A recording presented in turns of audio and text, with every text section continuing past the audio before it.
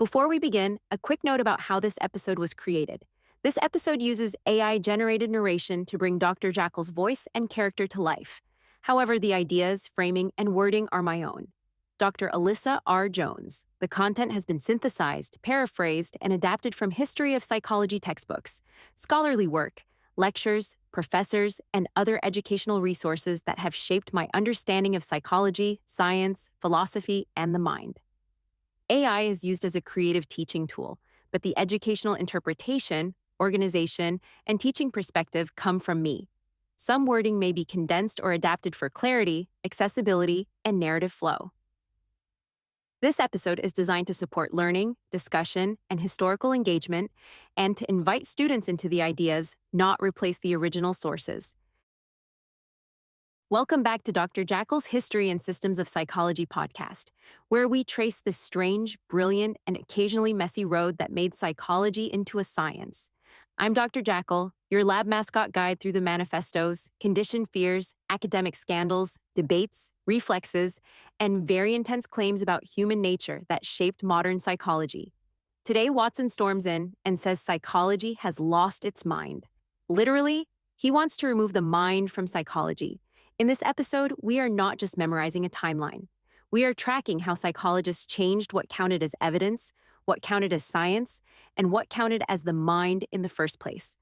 Last time we saw how animal learning, conditioned reflexes, functionalism, and applied psychology prepared the ground for behaviorism. The zeitgeist was ready for objectivity. Psychology had become more practical, more measurable, more interested in prediction and control, more suspicious of introspection, more focused on behavior. And then John B. Watson arrived with the confidence of someone who had never once whispered a thesis statement. Watson's message was simple. Psychology should stop studying consciousness. It should become the science of behavior. No introspection, no mentalistic language, no hidden inner states, just observable behavior, stimulus and response, prediction and control. And to understand Watson's behaviorism, we begin with one of the most famous and ethically troubling studies in psychology's history. Little Albert. Part 1. Little Albert and Conditioned Fear. The most famous baby in the history of psychology is known as Little Albert. John B. Watson and Rosalie Rayner together changed psychology forever, and in the process helped end Watson's academic career. Albert was 8 months old when the experiment began. He was selected because he seemed emotionally stable and not easily upset. 2 months before the conditioning part of the experiment, Albert was exposed to several stimuli: a white rat, a rabbit, a dog, a monkey, burning newspapers, and assorted masks. Albert showed no fear in response to these objects. His mother reportedly had never noticed him showing fear in any situation before the experiment. Then Watson and Rayner introduced a loud, startling noise. Watson struck a metal bar with a hammer behind Albert's head. Albert reacted fearfully. This was an unconditioned emotional response. The loud noise naturally produced fear. Watson wanted to know whether he could produce a conditioned emotional response. Could he make Albert fear something he had not previously feared? To do this, Watson and Rayner paired the sight of the white rat with the loud noise. Rat appears. Loud noise follows. Albert startles and cries. After only several pairings, Albert showed fear whenever he saw the rat, even when the bar was not struck. Watson and Rayner had conditioned fear to a previously neutral object. They also showed that Albert's fear generalized to other furry or white objects: a rabbit, a dog, a fur coat, a Santa Claus mask. This was important for Watson because it suggested that emotional responses could be conditioned. Fear might not simply be innate, it could be learned. And if fear could be learned, perhaps adult fears, anxieties, and aversions could be traced back to conditioning experiences in early life. Now, we need to say this clearly. By modern ethical standards, the Little Albert study is deeply problematic. Albert was an infant. He could not consent. His fear was deliberately induced. The researchers did not properly remove the conditioned fear afterward. The study would not be approved by an ethics board today. But historically, the study became powerful because it seemed to demonstrate that emotional life could be studied behaviorally. Even fear could be described in terms of stimulus, response, conditioning, and generalization. For Watson, this was a triumph of behaviorism. For us, it is also a reminder that scientific ambition without ethical restraint can harm vulnerable people. Part 2, Watson's career: success, failure, and fire. John B. Watson became one of the most famous psychologists of the 20th century. His contribution to psychology was enormous. He founded behaviorism as a formal school of thought. He conducted experimental research on conditioned emotional responses. He applied behaviorist ideas to real-world issues. He gave psychology a practical and public identity. He was even elected president of the American Psychological Association. His book Psychology from the Standpoint of a Behaviorist presented a more complete statement of his behavioral psychology. In it, he argued that the methods and principles used in animal psychology were also appropriate for the study of humans. That was one of Watson's major moves. He treated humans and animals as part of the same behavioral science. If learning principles could be studied in animals, they could be applied to human behavior too. But Watson's academic career came crashing down because of his affair with Rosalie Rayner. When the affair was exposed, it led to Watson's divorce. He was fired from Johns Hopkins and never allowed to return to a full-time academic position. After leaving academia, Watson moved into advertising, where he applied psychological principles to persuasion, consumer behavior, and marketing. That move is historically fitting. Watson wanted psychology to predict and control behavior. Advertising gave him a new arena for doing exactly that. Watson also wrote Psychological Care of Infant and Child. This book had a major cultural impact, but much of its advice is now viewed very negatively. Watson promoted an emotionally detached approach to child rearing. He warned against too much affection and encouraged parents to treat children with a kind of behavioral firmness. His ideas affected many families, including his own. Accounts of Watson's family life suggest that his approach to parenting was harmful to his children. So again, Watson's legacy is complicated. He helped make psychology objective and influential, but his personal life, parenting advice, and research ethics raised serious concerns. When Watson died, he burned many of his letters, manuscripts, and notes. That deprived historians of important records and made it harder to fully reconstruct his life and work. A very Watson move, honestly. Control the environment, control the evidence, leave the historians frustrated. Part 3. Watson's Behaviorist Manifesto. Watson's most famous statement appeared in Psychology as the Behaviorist Views It, published in 1913. This article is often called the Behaviorist Manifesto. In it, Watson declared that psychology should be a purely objective, experimental branch of natural science. Its theoretical goal should be the prediction and control of behavior. Psychology, according to Watson, should not be the introspective study of consciousness. It should be the science of behavior. Psychologists should discard mentalistic concepts and use only behavioral concepts such as stimulus and response. Now, Watson's program was not embraced immediately. Professional journals paid relatively little attention to it at first, but over time, his manifesto became one of the most influential documents in psychology's history. Watson argued that psychology must restrict itself to the data of natural science. That means psychology should study what can be observed: behavior, movement, speech, physiological response, conditioning, actions in the environment, no private consciousness, no introspective reports of inner experience, no vague mental concepts. Psychology should become objective, clean, observable, scientific. At least that was Watson's vision. Part 4. Watson's Approved Toolkit. Watson accepted only the most objective methods of investigation. His approved methods included observation with and without instruments, testing methods, the verbal report method, and the conditioned reflex method. Observation was essential because all other methods depended on it. Testing was acceptable, but Watson reinterpreted what tests meant. He did not believe tests measured hidden mental qualities like intelligence or personality.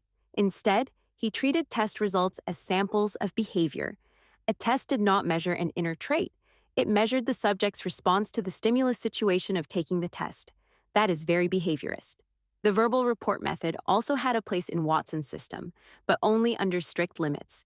Speech reactions are behavior. They can be objectively observed. So verbal reports could be meaningful for behaviorism if they were verifiable. For example, a person might report whether one tone is louder than another. That kind of report can be checked against the stimulus conditions, but unverifiable reports were rejected. Reports of imageless thoughts, private feelings, or vague inner states were not allowed. Watson later adopted the conditioned reflex method and described conditioning as stimulus substitution. A neutral stimulus can become capable of producing a response when paired with another stimulus that already produces that response. Watson wanted to reduce behavior to SR units, stimulus response units.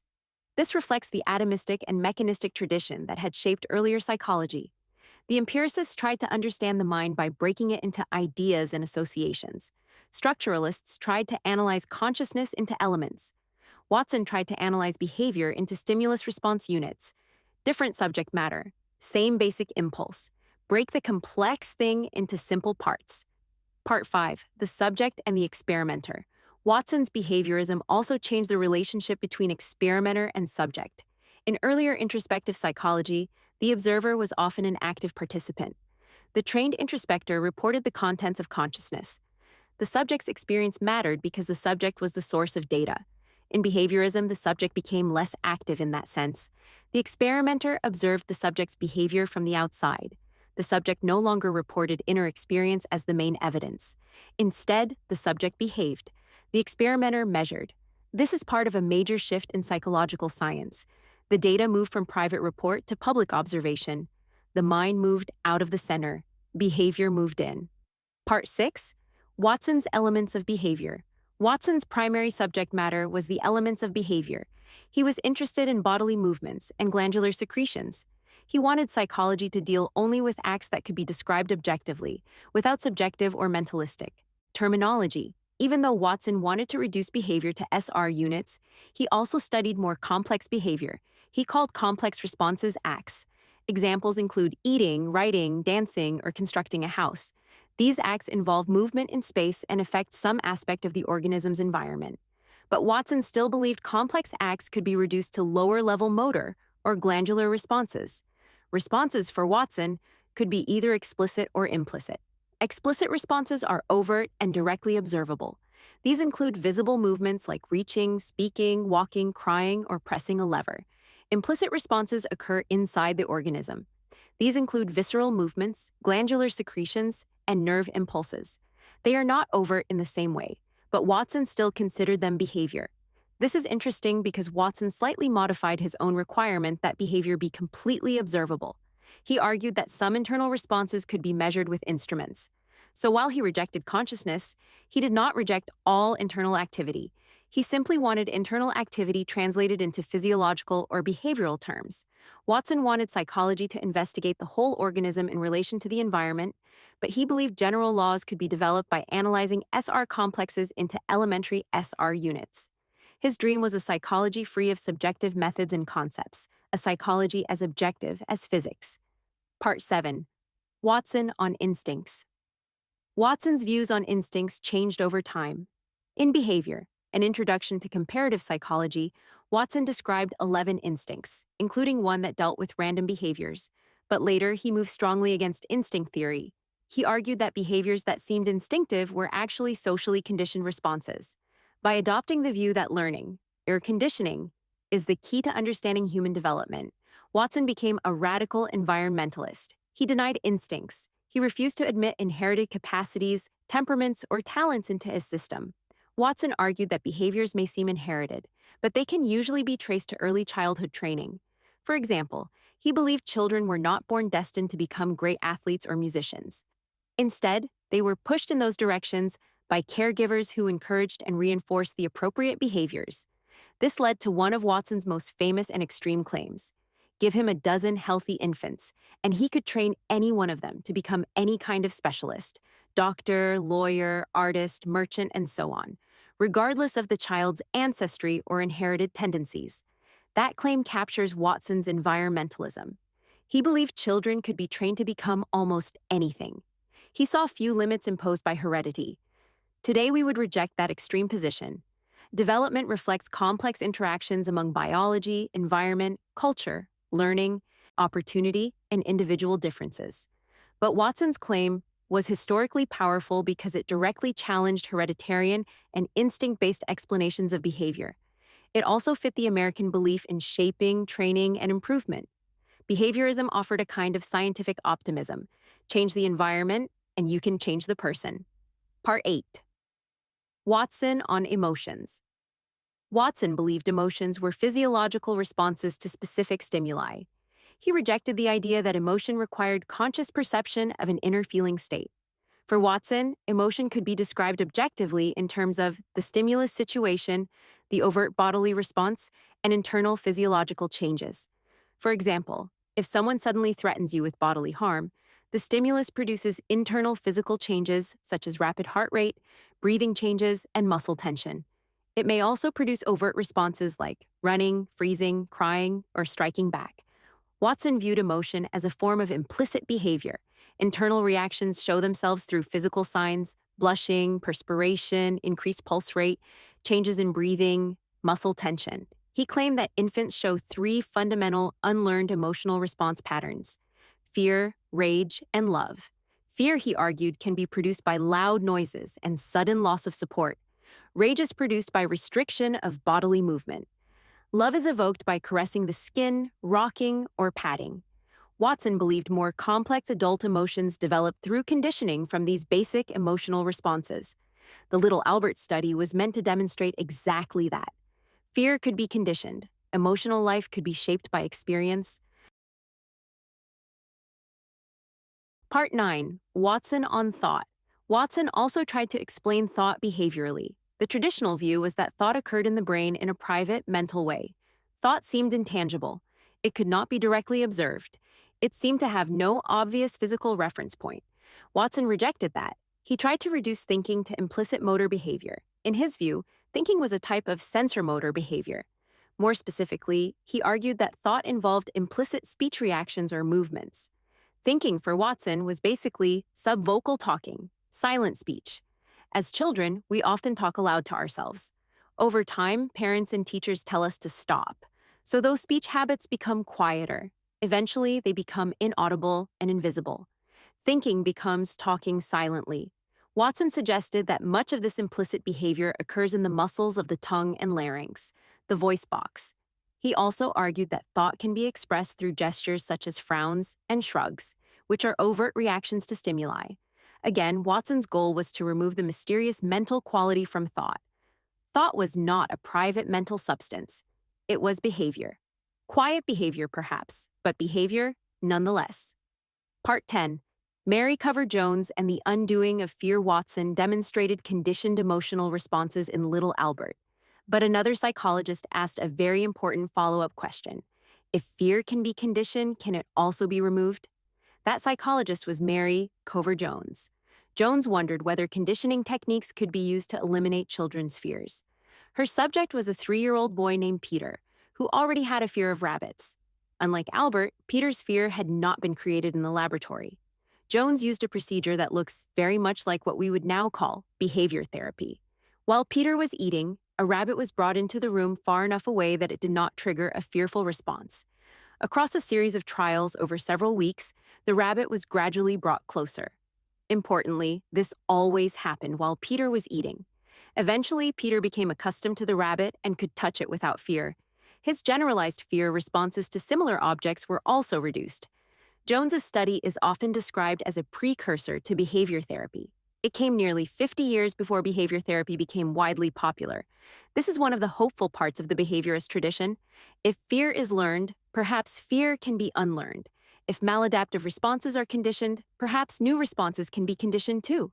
Mary Cover Jones helped show that learning principles could be used not only to create fear, but to reduce it. Part 11. Watson's plan to improve society.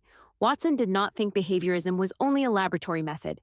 He thought it could improve society. He wanted a society based on scientifically shaped and controlled behavior, free from myths, customs, and conventional beliefs.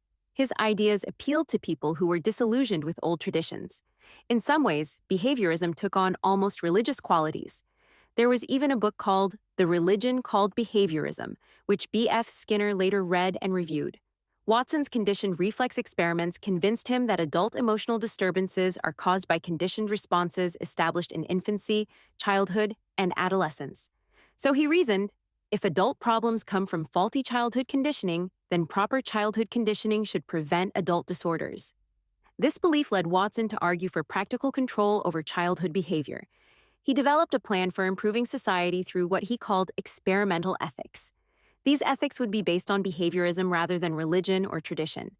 Watson argued that people who emphasized heredity had been making their case for thousands of years without real evidence. He believed environment and conditioning were the keys to human development. But his plan to replace religion based ethics with behaviorist experimental ethics remained more of a hope than a reality. And again, the ethical tension is obvious. A science that wants to reduce suffering is valuable, but a science that wants to control behavior at the level of society can become frightening very quickly. Watson's behaviorism carried both possibilities. Part 12. Reactions to Watson. Not all psychologists accepted Watson's extreme objectivity. Many psychologists, including some who supported objective methods, thought Watson's program left too much out. They worried that behaviorism ignored important areas such as sensation, perception, thought, and consciousness. One important figure here was Carl Lashley. Lashley was an advocate of Watson's behaviorism, but his research on brain mechanisms in rats challenged one of Watson's basic assumptions. In Brain Mechanisms and Intelligence, published in 1929, Lashley summarized his findings. He proposed two famous principles. The first was the law of mass action. This states that the efficiency of learning depends on the total amount of intact cortex. In general, the more cortical tissue available, the better the learning. The second was the principle of equipotentiality. This states that one part of the cortex is essentially equal to another in its contribution to learning. Lashley's findings suggested that the brain plays a more active and complex role in learning than Watson's simple conditioned reflex model could explain. He challenged the assumption that behavior is built bit by bit solely through conditioned reflexes. But Lashley's work did not weaken the behaviorist emphasis on objective methods. In fact, it strengthened it. His research showed that even criticisms of behaviorism could be pursued using objective, experimental methods. So behaviorism's specific theories could be challenged, but its methodological values remained. Powerful. Part 13. McDougall versus Watson. Another major critic was William McDougall. McDougall is known for his instinct theory of behavior and for helping stimulate the development of social psychology. His instinct theory argued that human behavior derives from innate tendencies toward thought and action. At first, instinct theory was well received, but it quickly lost ground to behaviorism. Watson rejected instincts, and he clashed with McDougall on this issue and many others.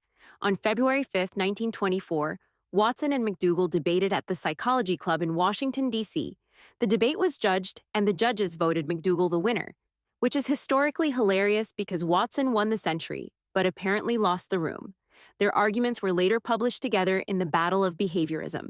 McDougall agreed with Watson that behavioral data were a proper focus for psychological research, but he argued that consciousness was also indispensable. McDougall questioned Watson's assumption that human behavior is fully determined by past experience. Watson's system left no room for free will or freedom of choice. If everything we do is the direct result of past conditioning, and if behavior can be predicted once past events are known, then what happens to responsibility? What happens to initiative? What happens to creativity? What happens to the desire to improve ourselves or society? McDougall argued that Watson's determinism made human agency disappear. This debate captures one of the central tensions in psychology. How much of behavior is determined by environment? How much by biology? How much by conscious intention? How much by choice? And can psychology be scientific without reducing humans too far? Watson answered one way. McDougall answered another. Psychology would keep arguing, because that is what psychology does. Part 14. Does Watson deserve the attention? So, does Watson deserve the attention he receives? Yes, but not because every part of his system was correct. Watson was an effective agent of the zeitgeist. He captured the spirit of a time when psychology was moving toward objectivity, behavior, prediction, and control. He made psychology more objective in both method and terminology.